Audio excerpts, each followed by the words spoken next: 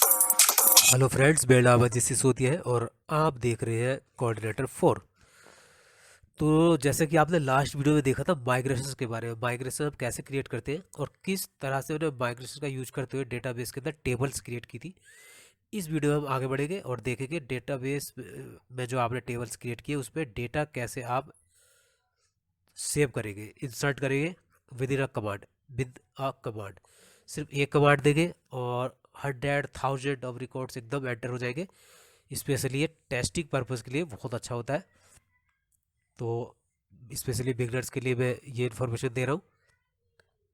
तो यहाँ पर मैंने नोट्स नाम की एक फ़ाइल बनाई हुई है, तो मैं सारे नोट्स लिख देता हूँ इसमें। हर वीडियो में आप देखेंगे एक नोट्स नाम की फ़ाइल मिलेगी और उसमें सारे नोट्स मिलेंगे, और मैं गिटहब पर इसको सेव करा रहा हूँ।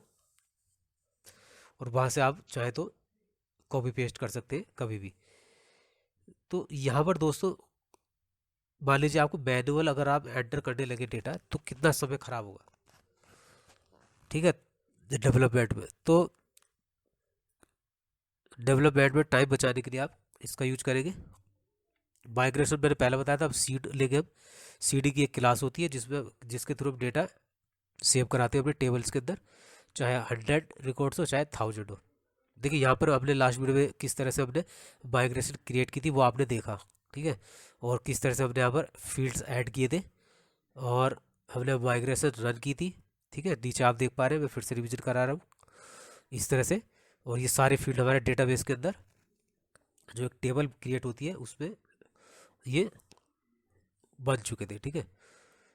तो देखिए यहाँ पर ऐड हो रहा है और नीचे सबसे लाइन में क्रिएट टेबल, स्टूडेंट आपकी टेबल क्रिएट हो रही है जिसके अंदर जो ऊपर आपने फील्ड्स दिए वो वहाँ पर बनेंगे टेबल्स के अंदर। तो इस तरह से हमने लास्ट वीडियो में देखा था माइग्रेशन के बारे में।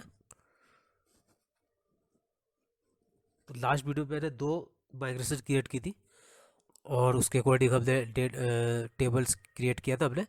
तो अब देख लेते हैं सीड डेटा, सीड फोल्डर के अंदर जो हम क्लास बनाएंगे, तो हम देखेंगे अलग अलग सीड क्लास को रन करा के भी देखेंगे। और अगर मेरे पास एक से ज़्यादा 2 4 5 10 कितनी सीड क्लास हो तो कैसे रन होगी वो भी देखेंगे। तो माई एसक्यूएल में मैं चला जाता हूँ और यहाँ पर मैं देखता हूँ कि मेरे पास जो डेटाबेस है वो CI4 ये है या नहीं है, तो है मेरे पास। तो यही मैंने कोऑर्डिनेटर में जो हमारी डेटाबेस की फाइल होती है वहाँ पर कॉन्फ़िगर्ड किया हुआ है। यहाँ पर लास्ट वीडियो हमने देखा था किस तरह से हमने फाइल्स टेबल्स क्रिएट की थी। तो यहाँ पर हम ये चाहते हैं कि अब पहले मैं यहाँ पर लिखता हूँ स्टेटस चेक करूँगा, पर यार रोक आएगा, क्यों आएगा? क्योंकि मैं यहाँ पर एक फोल्डर के मुझे अंदर जाना पड़ेगा, CDCI4, ठीक है। अब यहाँ चलाता हूँ कमांड, तो मैं चेक करता हूँ स्टेटस, माइग्रेट स्टेटस। तो देखिए dash dash group migrated on batch, मतलब माइग्रेट नहीं थी तो मैंने माइग्रेट कर दिया है, ठीक है। ये माइग्रेट हो गया, तो अब देख पाएंगे यहाँ पर। देखिए यहाँ सारी जो 2 टेबल थी वो यहाँ पर हमारी मिल जाएगी। लास्ट वीडियो में मैंने समझाया था कैसे माइग्रेट का कमांड चलाना है, ठीक, सिंपल, ठीक है। वो ऐसे ही है जैसे लैरावेल में यूज करते हैं, ठीक है। PHP spark migrate, PHP spark और बेक सीडर बना लेता हूँ जिसका नाम होगा स्टूडेंट। तो यहाँ पर एड्रेस दिखा रहा है कहाँ पर बना, देखिए सीड फोल्डर के अंदर सीडर मेरे पास एक बन गया है, स्टूडेंट नाम का एक मुझे सीडर क्लास मुझे मिल चुकी है। तो इसी के हेल्प से मैं डेटा एंटर कराऊंगा। देखिए यहाँ पर कॉपी पेस्ट कर सकते हैं, 2 तरीके यहाँ पर, एक तो या तो क्वेरी लिख दीजिए डायरेक्ट, ठीक है, या फिर क्वेरी बिल्डर का यूज कर सकते हैं। तो मैं यहाँ क्लियर कर लेता हूँ और यहाँ पर आता हूँ मैं स्टूडेंट। तो मैं यहाँ पर क्या है ना, पहला वाला तो मैं बताऊँगा नहीं, सेकंड बता देता हूँ। क्वेरी, डायरेक्ट क्वेरी लिखते हैं, आपको पता है, बस $this db और उसमें क्वेरी लिख दिया, ठीक है, डेटा एंटर हो जाएगा। यहाँ मैं सेकंड वाला बताऊँगा, ठीक है, हेल्प ऑफ। अब मुझे यहाँ पर एक एरे लेना होगा डेटा, जिसमें मैं डेटा लिखूँगा और इसको मैं कमेंटेड कर देता हूँ ऊपर, इसको मुझे यूज नहीं करना है। यहाँ पर एक डेटा लिख लेते हैं, डेटा बना लेते हैं। डेटा जो फील्ड में नेम होगा वही नेम आप लेना, वरना एरर आएगी।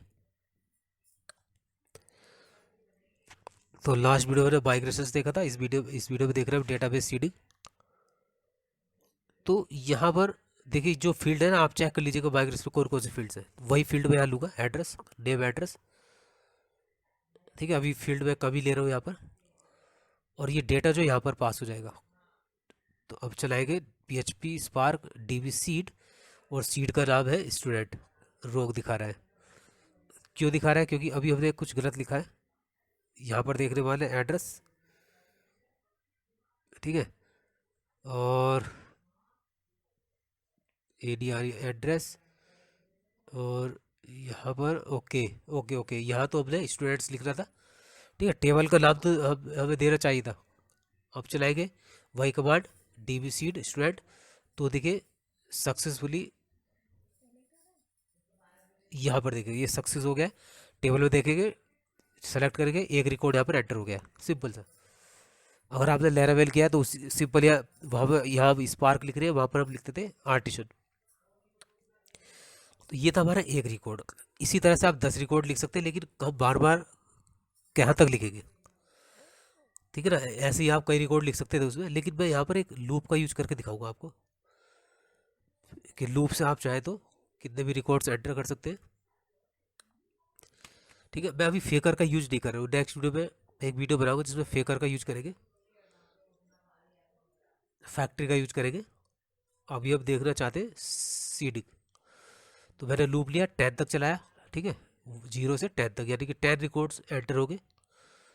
तो यहाँ पर मैंने फिर से चलाया DB सीड, और देखिए यहाँ पर 10 रिकॉर्ड्स आ गए। 1 2 3 कहाँ से आ रहा है? वो जो हमने $i का यूज किया, $i, और उधर भी $i, ठीक है। वो लूप की जो लूप में वैल्यू आ रही है 1 2 3, वो पेट करा रहा है। एक तरीका तो ये हो गया। फेकर फैक्ट्री का यूज करेंगे तो लास्ट मैं नेक्स्ट वीडियो बताऊंगा। मैं ट्रंकेट कर लेता हूँ, उस टेबल को खाली कर लेता हूँ, फिर से बताता हूँ एक बार, ठीक है। यहाँ प्लस प्लस करके देखता हूँ, देख लेते हैं। ऐसे ही वैसे रोग आएगा ये, रोग मतलब कि इस तरह से जंप करेगा वो, ठीक है। वो पहले ऐड कर रहा है उसमें, तो कोई बात नहीं, इसको हटा देते हैं। अब बेक सीडर, एक सीडर बना लेते हैं एम्प्लॉय नाम का, PHP spark bake seeder employee. देखिए एम्प्लॉय नाम का सीडर बन गया है। बेक माइग्रेशन एम्प्लॉय, माइग्रेशन भी बना लेते हैं, क्योंकि सीडर से काम नहीं चलेगा, माइग्रेशन भी तो बनेगी जिससे हम टेबल बनाएंगे, ठीक है। माइग्रेशन होनी चाहिए। तो हमने एक माइग्रेशन क्रिएट कर ली। उस माइग्रेशन के अंदर हम क्या करते हैं, मैं थोड़ा कॉपी पेस्ट कर लेता हूँ, क्योंकि आई थिंक मैं ये मान के चलो आपको समझ में आ गया है। तो यहाँ से कॉपी पेस्ट कर लेता हूँ और यहाँ डाल देता हूँ, ठीक है। बाकी फील्ड वगैरह में कोई चेंज नहीं कर रहा, वही रहने देता हूँ। ऐसा कुछ आप चाहें तो दूसरे आप फील्ड्स ले सकते हैं यहाँ पर। फिलहाल अब समझ में आना चाहिए हमारे। ये देखिए कंप्लीट हो गया। टेबल का नाम भी चेंज करना पड़ेगा आपको, एम्प्लॉयज़ लिखना पड़ेगा। अब ये सीडर में आइए इसके, ठीक है। अभी हमने माइग्रेशन बना लिए, तो माइग्रेशन तो हमने बना लिए, लेकिन सीडर, ठीक है। यहाँ पर हम सीडर में भी कॉपी पेस्ट कर लेता हूँ मैं इसके, ठीक है, क्योंकि समझ में तो आ गया आपके। कोई भी चेंज ऐसा नहीं कर रहा हूँ, मैं टेबल चेंज कर लेता हूँ। और मैं ये भी दिखाऊंगा कि अगर हमारे पास 10 कितनी भी माइग्रेशन हो, वो एक साथ आप एक कमांड से रन की जा सकती है। यानी कि कितने भी टेबल्स हो उसमें सब में एक साथ डेटा जाएगा। मैं लिखूँगा PHP स्पार्क माइग्रेशन स्टेटस, देखूँगा तो स्टेटस में देख पा रहे हैं आप। देखिए मैंने माइग्रेट किया तो एक टेबल और ऐड हो जाएगी, आप देख पा रहे हैं एम्प्लॉयज नाम की टेबल। अब सीड करेंगे इसमें PHP स्पार्क DB सीड, और एम्प्लॉय नाम का जो सीडर होगा वो चल जाएगा, रन हो जाएगा।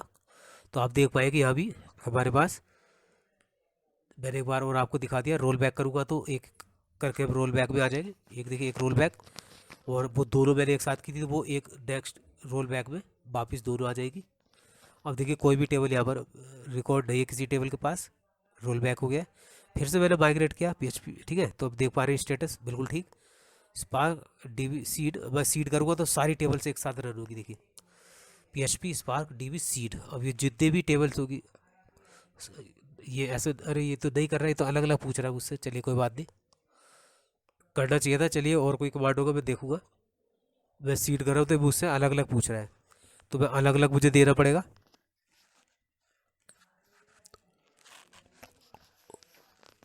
ठीक है, तो यहाँ पर मैं रोल बैक कर रहा हूँ। अब रोल बैक एक साथ हो जाएगा क्योंकि मैंने तीनों टेबल को एक साथ किया था। रोल बैक में भी वो एक पॉइंट पर मैं एक सीडर बनाता हूँ टेस्ट।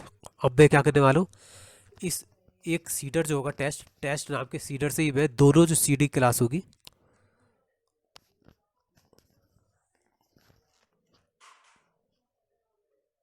वो मैं एक साथ एंटर करूँगा। चाहे मेरे पास 10 क्लास भी होगी तो भी मैं यहाँ पर कर पाऊँगा। तो देख लेते हैं इस तरह से चलेगा क्या। आप यहाँ पे देख पा रहे हैं नीचे मैंने अभी कोड दिया हुआ है। ठीक है, आप यहाँ से कॉपी पेस्ट कर सकते हैं।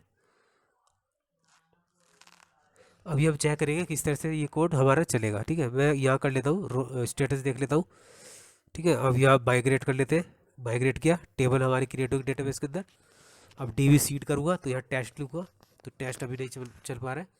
बस स्टॉप स्ट्रिक्ट टाइम, यानी अब देखिए यहाँ पर ये एक एरर दिखा रहा है, ध्यान रहे ये इस तरह से काम नहीं करने वाला है। ठीक है, फिर भी मैं देख लेता हूँ।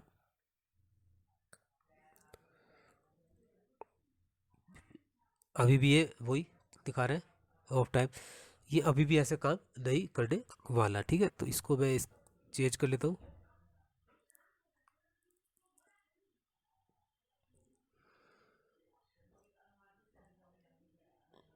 अब मैं इसको कॉपी पेस्ट कर लेता हूँ। अब देखिए मैं अलग अलग चलाता हूँ इनको, ये हटा देता हूँ। तो यहाँ अगर आप देखेंगे, ठीक है, कॉल दोनों सीडर मैंने लिखे और एक साथ चलाऊंगा मैं। देखिए डीबी सीड टेस्ट, जैसे ही मैंने टेस्ट को रन किया तो उसके जो दोनों सीडर थे वो दोनों रन हो गए। तो इस तरह से आप चाहे तो कितने भी सीडर हो यहाँ अलग अलग आप कॉन्फ़िगर कर सकते हैं एक अलग एक फाइल में, 10 15 20 25, वो इस तरह से आप एक साथ रन करा सकते हैं, यानी कि डेटा स्टोर करा सकते हैं। आपकी कितनी भी टेबल से उसमें डेटा स्टोर हो जाएगा। ठीक है,